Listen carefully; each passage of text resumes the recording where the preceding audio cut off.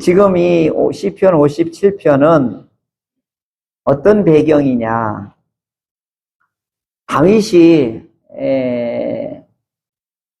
공포 정치를 하는 사울 왕을 피해서 막 이게 도망 다닐 때예요.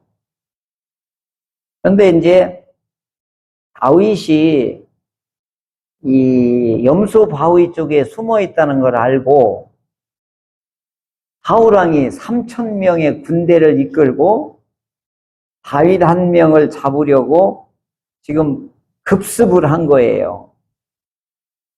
그래서 다급하게 이 절벽 가운데 있는 굴 속에 이 다윗이 피신을 한 거예요.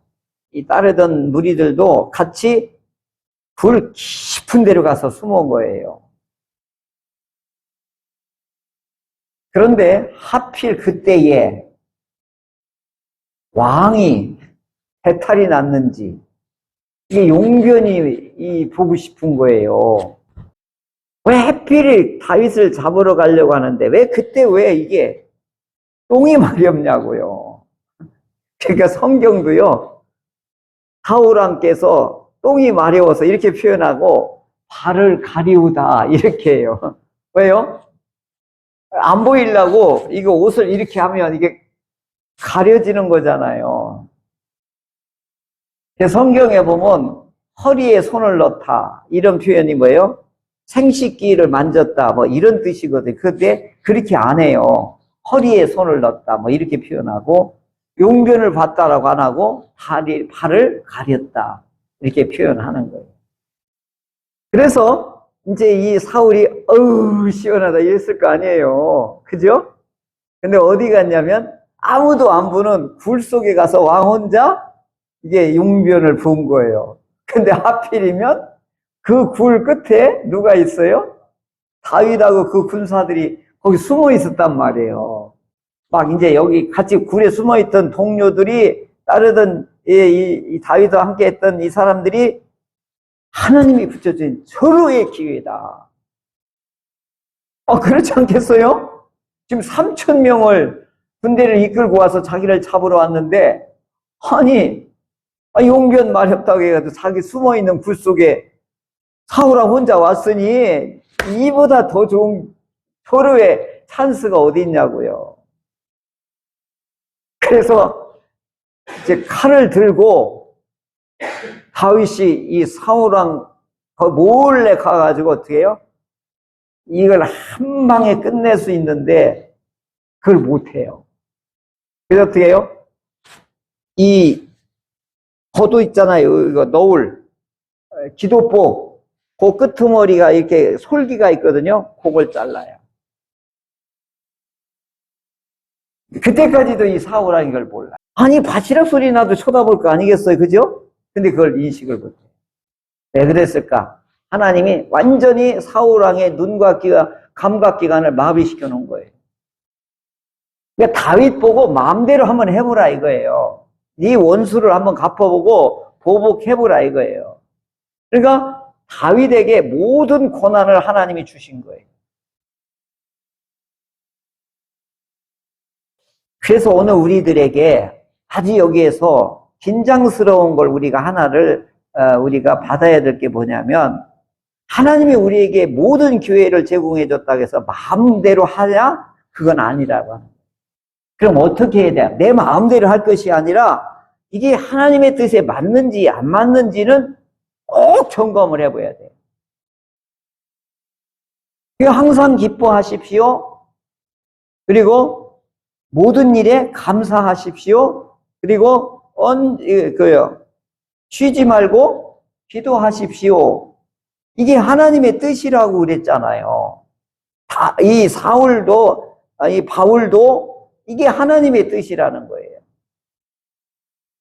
그럼 다윗도 하나님의 진정한 뜻이 뭘까? 죽이는 걸까? 아닐까? 이게 고민이 될 거 아니에요. 이게 다윗의 위대함이 여기서 나오는 거예요.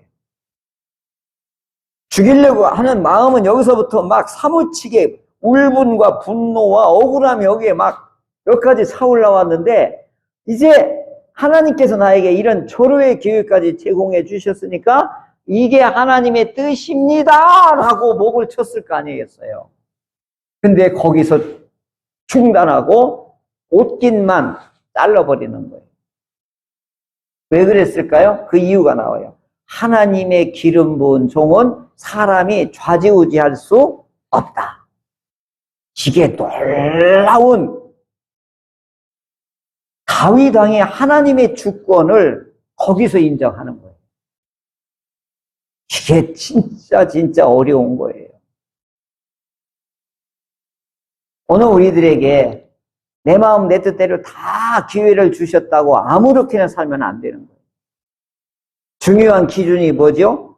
이게 하나님의 뜻에 맞는가 아닌가 이걸 늘 점검하는 게 뭐냐? 말씀과 기도입니다. 그렇지 않으면 우리 감정에 따라 우리 경험을 따라 우리 지식에 따라서 그냥 막 살게 되는 거거든요. 그러다가 시행착오를 많이 겪게 되는 거예요. 이것이 바로 오늘 이 57편이 나오게 된 배경이에요. 그 표제에 그게 나오죠. 굴에 있던 때에 이렇게 나오잖아요. 이제 그때 다윗의 심정이 사무엘상 24장에는 안 나와요. 그런데 시편에는 그 다윗의 마음이 고스란히 지금 고백하고 여기에 탄원하고 하나님 앞에 노래를 하고 있는 거지요. 1절부터 뭐라고 나오죠? 하나님이여 내게 은혜를 베푸소서. 이게요, 나에게 은혜를, 이게 무슨 상황이냐면 다급하다는 거예요. 다급한 상황이라는 거예요, 지금 다윗이. 오늘 우리가 어려운 일을 만나고 막 극한 상황을 만날 때 어떻게 해요? 하나님 살려주세요. 이게 그거예요. 하나님 살려주세요, 이거예요. 오늘 우리들에게는 이게 특권이에요, 이게 특권. 어이쿠 하나님하고 다른 거예요, 이거. 아버지 하나님 살려주세요. 이게 어느 때 나오는 거예요? 다급할 때. 아주 위급할 때. 그러면서 내 영혼이 주께로 피하되 주의 날개 그늘 아래에서 이 재앙들이 지나가기까지 피하리이다. 여기에 뭐가 나오냐면 주의 날개 그늘.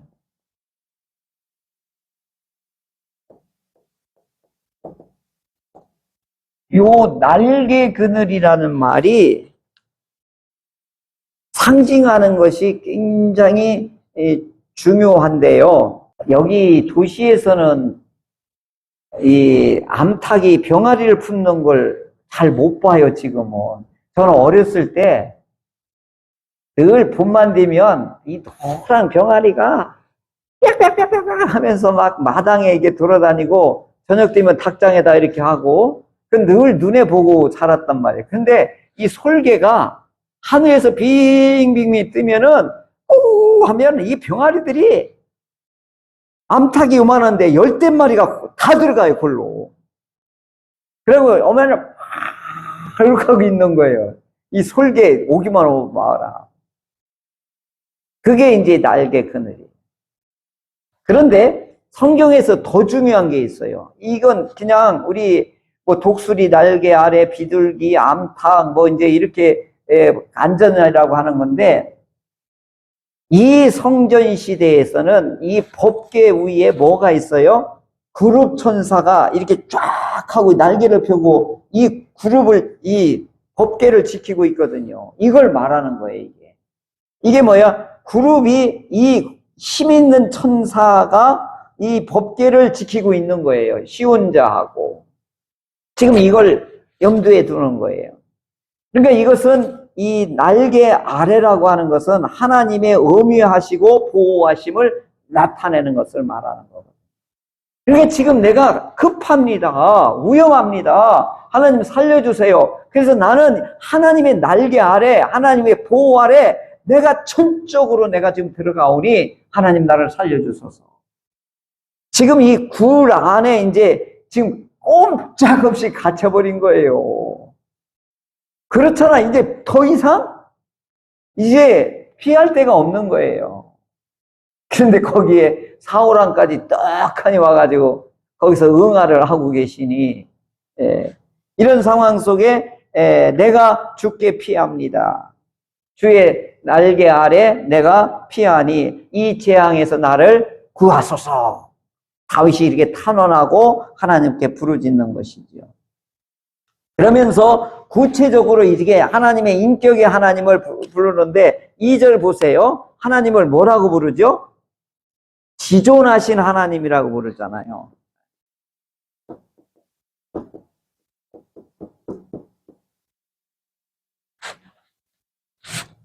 우리말에 지존이라는 말을 입에 달고 살아요.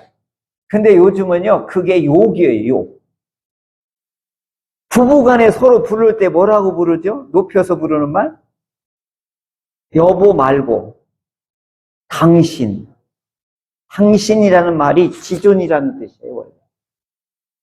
그러니까 부부를, 아내와 남편을 높여드리는 게 뭐야? 당신은 나의 지존입니다 라고 할 때에 우리는 이 옛말에 당신이라는 말을 썼던 거예요. 여보보다도, 여보는 애칭이지만 당신이라고 하는 말은 나의 남자로서, 나의 아내로서 최고입니다. 이렇게 불렀던 거예요, 오늘 우리 문화에서. 말이 어떻게 된 거예요? 전이가 된 거예요. 높은 말이 지금 뭘로 된 거예요? 아주 이상하게 변해가 일어난 거예요. 미국 같은 경우도 마찬가지예요. 지저스 크라이스트 이렇게 했잖아, 영화에서 보면. 그럼 그게 욕이 된 거예요, 지금. 예수 그리스도 이게 어린이는 얼마나 이게 지존의 이름이냐고요. 그런데 뭐예요? 이들은 이게 욕이에요, 욕. 그 최고의 가치의 이름이 어떻게 해요? 땅에 떨어지는 거예요. 오늘 우리들이 지존하신 하나님, 당신 하나님, 이렇게, 혹시 백풍학 집사님, 옛날 어르신들이 기도할 때 당신이라는 표현을 했어요, 기도 가운데. 그죠? 권사님 했죠, 우리.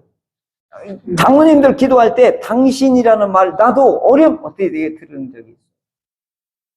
그 당시까지 이 말이 지존이라는 말로 우리가 썼던 거죠. 그러니까 이 다윗이 지금 하나님에 대해서 어떻게 해요? 최고의 하나님, 나를 위하여 모든 것을 이루시는 하나님께로다 하면서 나는 그 하나님께 피합니다. 나를 보호하소서.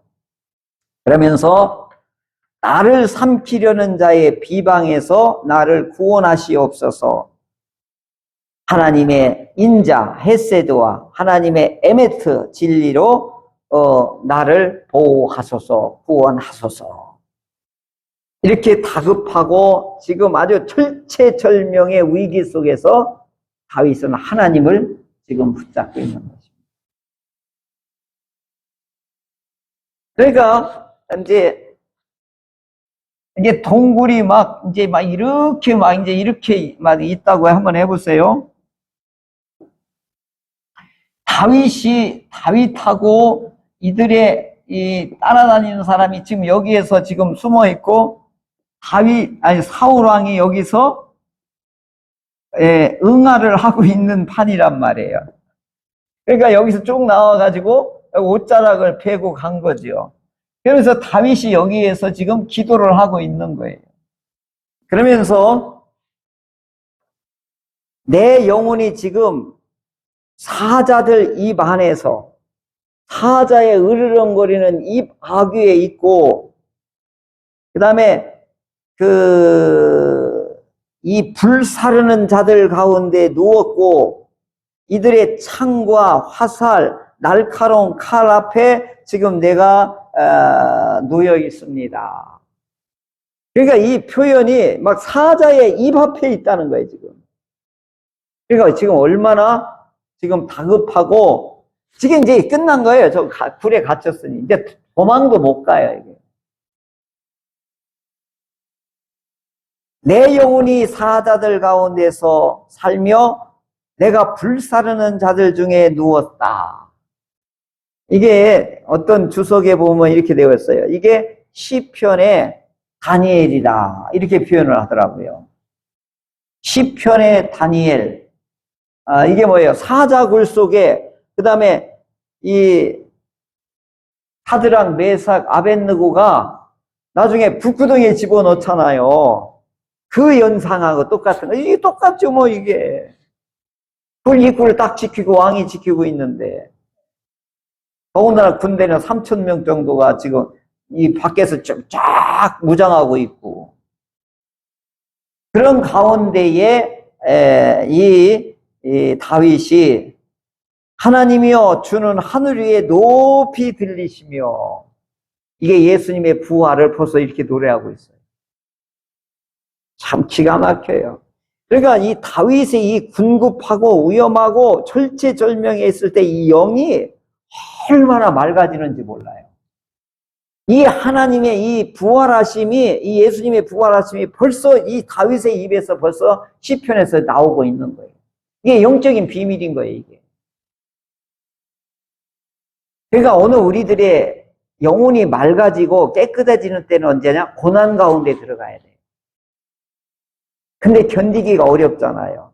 그런데 고난 가운데 있으면 우리의 영혼은 맑아지고 편안한 가운데 있으면 영혼이 어떻게 해요? 흐려지는 거예요. 그러면서 이제 6절에 보면 그들이 내 걸음을 막으려고 그물을 준비하고 웅덩이를 파고 그런데 그들이 스스로 자기 꾀에 부메랑이 되어 자기의 그물에 걸리고 웅덩이에 빠지게 하셨습니다. 하나님이여 내 마음이 확정되고 내 마음이 확정되었사오니 내가 노래하고 내가 찬송하리이다. 그러면서 뭐라 하죠? 영광아 깨라 새비파야 깰지어다 내가 새벽을 깨우리로다 하면서 여기에서 지금 동굴 열린 음악회를 하는 거예요.